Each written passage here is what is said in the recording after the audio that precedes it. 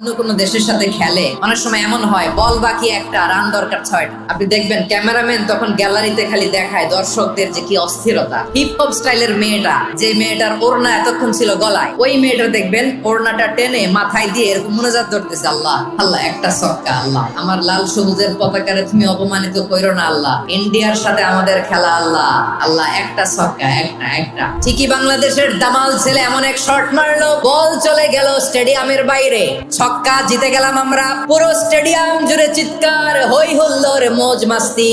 যেই মেয়েটা মাথার মধ্যে ওড়না দিয়ে এতক্ষণ সুবহানাল্লাহ সুবহানাল্লাহ বলে আল্লাহর কাছে দোয়া করেছে, ওই মেয়ে এখন আবার ওড়না ফেলে দিয়ে নাচা শুরু করে দিয়েছে। তাহলে আল্লাহর ভয়, আল্লাহর প্রতি আস্থা, বিশ্বাস, ভালোবাসা, এটা কি ক্ষণিকের জন্য? সুখের সময় দুঃখের সময় সচ্ছল অসচ্ছল অবস্থায় বিশ্বাসীরা ভরসা রাখে একজনের উপর। চিৎকার করে বলে পটুয়াখালী তিনি কে?